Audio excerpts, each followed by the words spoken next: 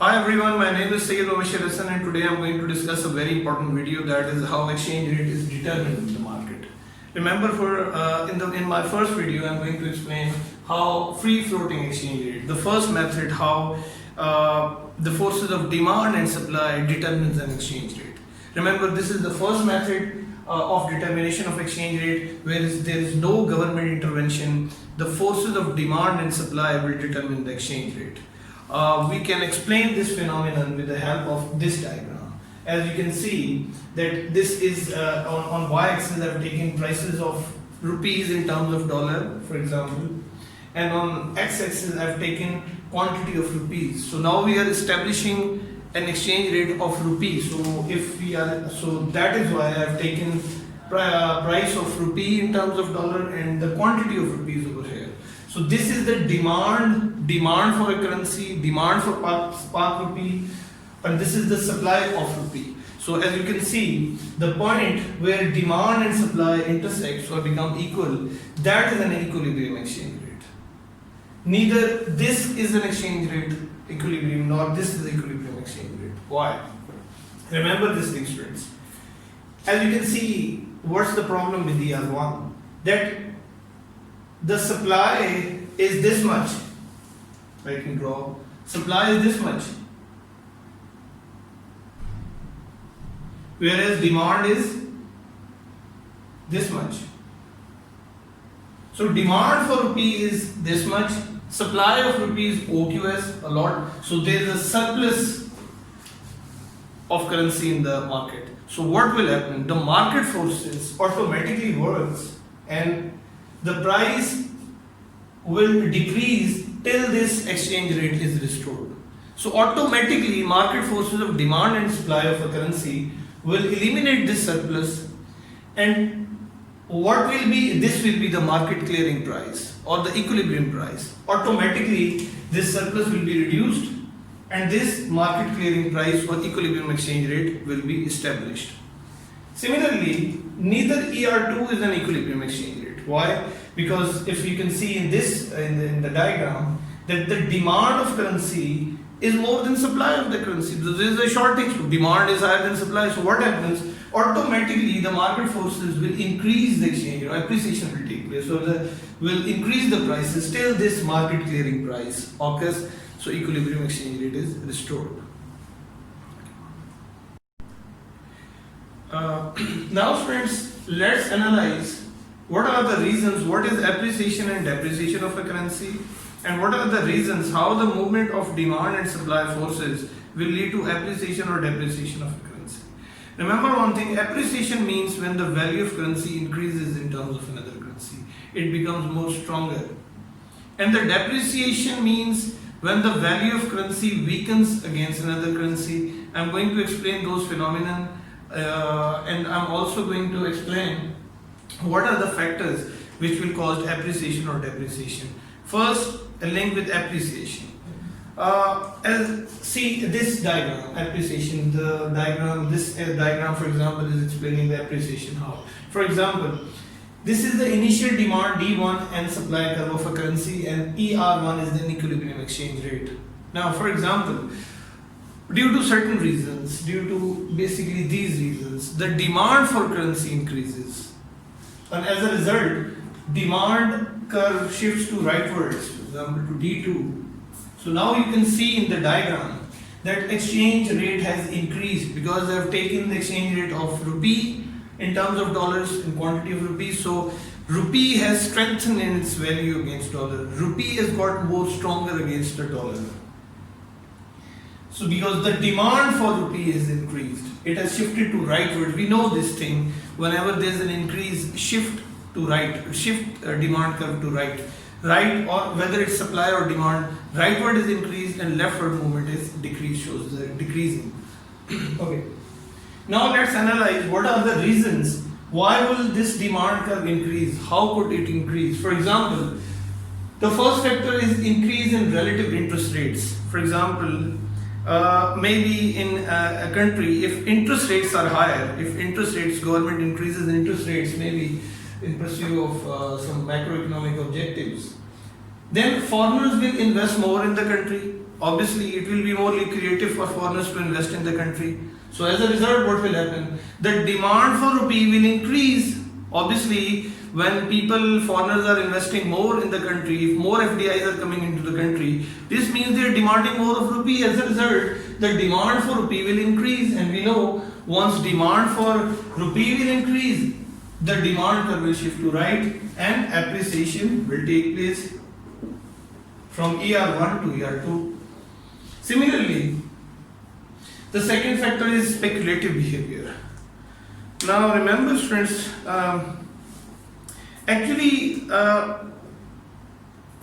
this is the main determinant of exchange rate.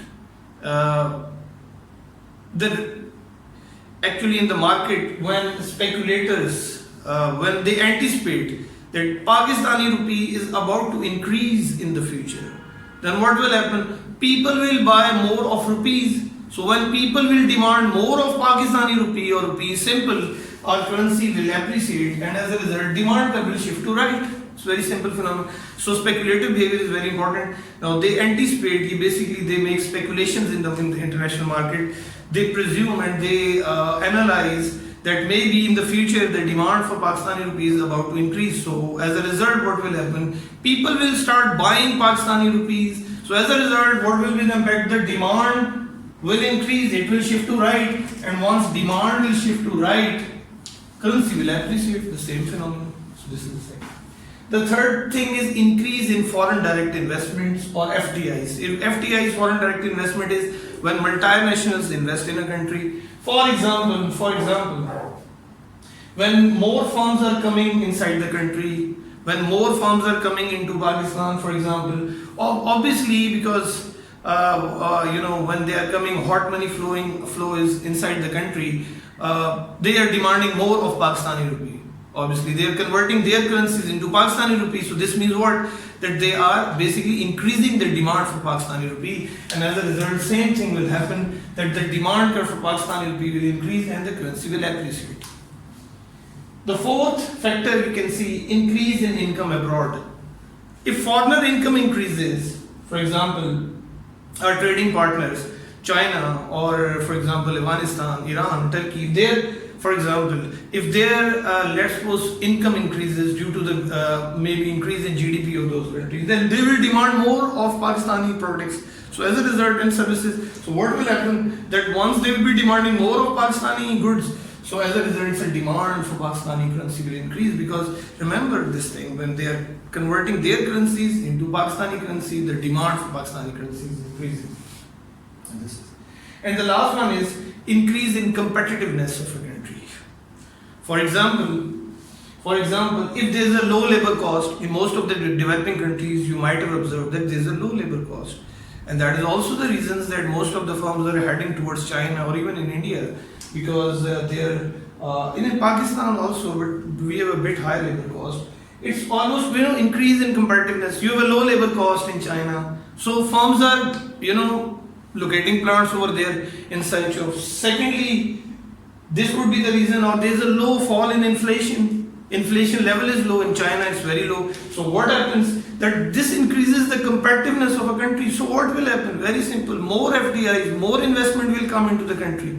More investment, more people will be interested in investing in a country, and what will happen? The demand for that country increases. So same is the case, for example, in Pakistan. For example, if our competitiveness increases, maybe due to low labor cost or fall in inflation, then foreigners will demand more of rupee. As a result, the demand for rupee will appreciate, and because of this appreciation, result into appreciation. So these are the 5 main determinants through which the demand for a currency might increase, and as a result, the currency will appreciate.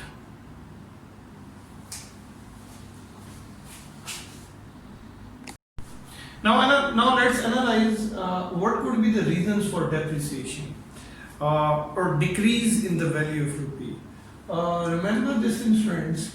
If supply for a currency increases, for example, from E1 to E2, then you see it can be seen in this diagram, that currency has decreased in its value. The value of currency has decreased against another currency. or in simple words we can say depreciation has taken place. Now why would this depreciation will take place? What could be the reasons? What could be the reasons of increase in this supply curve from S1 to S2? Let's analyze those. First is, for example, decrease in relative interest rates in domestic economy. For example, if in our economy, for example, if government in pursuit of expansionary monetary policy, if it decreases the interest rates, then what will happen? People will invest outside the country because it's no more a lucrative opportunity to invest in Pakistan. Then people may be willing to invest in the financial institutions of other countries. So what will happen? Money will outflow. There will be an outflow of money. So they are increasing the supply of Pakistani rupee in the international market and demanding more of other currencies. So what will happen? The supply of currency will increase, the supply curve will shift to right, and as a result, what will happen? The currency is going to depreciate. Similarly, the second thing is speculative behavior. Now here in this case, for example, speculators, they anticipate that rupee will depreciate in the future, or rupee will decrease in its value against the future. So what will happen?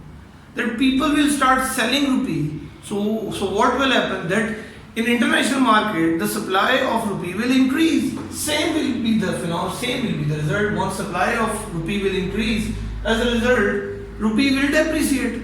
So speculative behavior is also very important, and it's a real determinant of exchange rate in international market. So simple, that if they anticipate that in the future maybe the Pak rupee or rupee will depreciate or will decrease in its value, then people will start selling the rupee whatever, and they will convert their currencies into dollars or other currencies. So what will happen? Supply of domestic currency will increase, rupee will increase, and the currency will depreciate. The third factor is, friends, the firms moving away from a country. For example, due to maybe any reason, there is uncompetitiveness, there is an energy crisis, there increased cost of production or inflation due to any factor. If firms are moving away from our domestic economy, what will happen? They are, for example, recently textile industry they are moving towards India and Bangladesh, because due to increase in cost of production, they are no more competitive in Pakistan. So what happens? That if firms are going out of the country, then automatically supply for currency will increase, because what happens once they are going to those countries, they are converting Pakistani rupee into and buying those currencies, right? So they are increasing the supply of rupee. Supply of rupee will increase, same will be the result. Supply curve will shift to right, and the result currency is going to depreciate. And the last one is increase in domestic income. For example, due to good government policies, for example, if GDP of our country increases, we have a better living standards, more income, then obviously everyone will like to have imported goods. So expenditure on imports might increase. So as a result, what will happen? So they are buying, when they are buying more imports, what are we doing? Once again, we are converting our currency into those countries' currency, and the result is same, that the supply of rupee is going to increase and supply will shift to right, same phenomenon. As a result, the currency will decrease. So remember one thing, students. So these are the determinants of depreciation and appreciation. But there could be the other case also. Look, how would this appreciation take place? Either demand for currency increases, it shifts to right side. I've already explained that thing. Or even if supply of currency decreases, still appreciation might take place. I've just explained one diagram, one phenomenon. The other can also be explained. Similarly, how will a depreciation take place? Either supply of currency increases or demand for currency decreases. In both cases, what you need to understand, what you need to apply in papers, that you can make use of these two diagrams and thus explain the phenomenon, how exchange rate will be increased or decreased, and once we'll explaining the free floating exchange rate. Yeah, thank you.